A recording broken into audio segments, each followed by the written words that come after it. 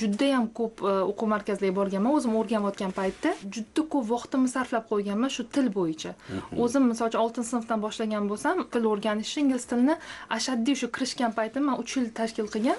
Juda ham ko'p stressga tushganman to'g'risi. Undan yiqilib, bundan yiqilib va o'zim shunaqa maqsad qo'yganmanki, agar men shuni o'qitsam, eng kerakli, misol uchun go'shi deydi-ku, ingliz tilini shu kerakli joyini olib bolaga o'shani yetkazib beraman. Men misol uchun nima kerak o'zi, ingliz tili qaysi joyi muhim, so'zlashishga, yoza olishga qaysi temalar muhim. O'sha men 3 oy ichida mana shu ingliz tilini eng kerakli joylarini o'rgataman, IELTS ga bog'lab o'taman. Chunki tarjima qildiraman. Qani yoza olyapsan, gapiryapsan. Chunki 3-oydan, 4-oydan pre-IELTS ga chiqish kerak, bola yozish kerak, gapirish kerak.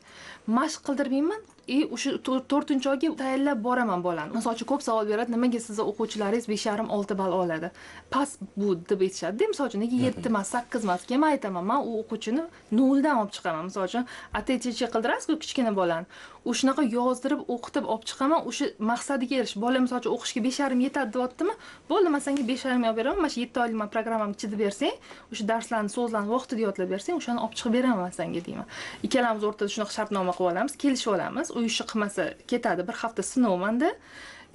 Bola ham o'sha qiziqib ketadi. 4-5-darsdan gapirishni boshlayotdim, bola qiziqadi. Uni o'tkazib qo'yib testga tayyorlagan deydi. Men nuqtalar o'rniga emisar bunga hafazbin qo'ysa, bu endi gap tuz ber desangiz bilmaydi gap tuz. Chunki u kitobda yechgan faqat. Masalan, 12 ta zamon doskaga yozaman, katelarga bo'laman, gaplar aytaman, joyiga joyla. Masalan, kecha nima qilding, kecha 9 gacha nima qilyotding, 6 da nima qilyotding. O'shani hisobiga ham tez esdan chiqib qolmaslik hisobiga ham programma qisqa, bolani maqsadiga erishtirib, tezroq bolani aylantirishmanda bitta bolani 2 yil ushlab o'tirish emas. Mana shunday O'zim o'quvchilarim har xil o'quv markazidan kelishadi, har xil narx. Misol uchun o'quv markazi qay darajada turibdi? Misol uchun odamlar orasida mashhuri, misol uchun qancha mashhur bo'lsa, shuncha puli ham shunga yarasha qimmat bo'ladi. Biznesda baribir bu narsa bor-da. Albatta. Misol uchun men ko'p eshitaman, misol uchun katta guruhli, grammatik guruhli 800 ming, 900 ming tashkil qiladi va guruh soniga ham qaraydi.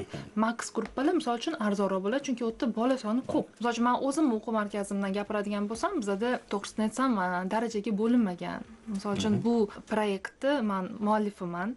3 oyda bolani elementarydan intermediate darajasiga grammatika bo'yicha chiqaraman. 1 oy pre-IELTS va 3 oy IELTS o'rgataman. Umumiy hisobda 7 oy. Va grammatika 3 oylik kursam o'sha har oyga 600 mingdan, IELTS kursam 700 mingdan tashkil qiladi katta guruhlar uchun. Katta guruh deganda 10 kishi.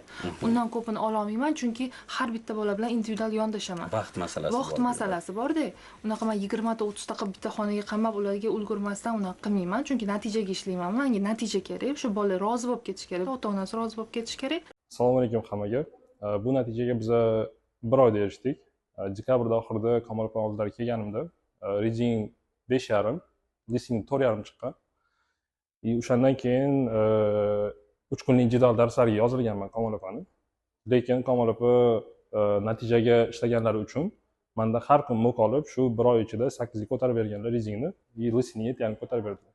darajani 4 yoki 5-sinf, 6-7-sinf deylik bolasi oladigan bo'lsa, u qanday imkoniyatga ega bo'lishi mumkin? Men bilishim bo'yicha bu sertifikatni ham amal qilish muddati bor. Erta oliy o'quv yurtini tugatganicha bu sertifikatni muddati o'tadigan bo'lsa, uni shuncha mehnati, til o'rgangani to'g'ri o'zida qoladi, lekin bir natija bolada kuchli zo'riqish olgani qoladi, katta pul sarflangani qoladi va nimalarni yutqazib qo'yishi mumkin shu o'rinda Kamolda. Nima deysiz? Endi mana hozir aytyapsiz, reklamalar juda ham hozir eng dolzarb narsa bo'lib qoldi.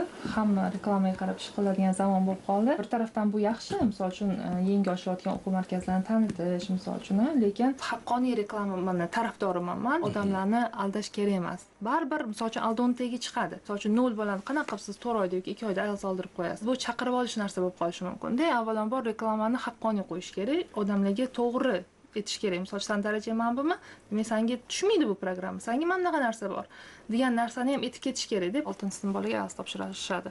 Bu unga birinchidan vaqtini sarflash, misol uchun o'shani o'rniga o'zini qiziqqan sohasiga ko'proq nima qilsa, yoshligidan o'sha tezroq unda shakllanadi. Endi IELTS mana o'zi umuman 2 yil amal qilish muddati. Lekin o'zi umuman har qanaqa til ham odamni agar shug'ullanmasangiz, u o'sha 6 oyda, 7 oyda esingizdan chiqib ketadi. Chunki til tez kiradi, miyaga tez chiqib ketadi. Misol uchun u bola 7-sinf bola IELTS olgani bilan ota-onasi 7 oldi, bo'ldi, yana 1 yildan keyin topshirsa yana 7 oladi degan gap bu noto'g'ri gap. Chunki shu 7 olgan bola 1 yildan keyin 4 ham olib qolishi mumkin, 5,5 ham olib qolishi mumkin. Rahmat.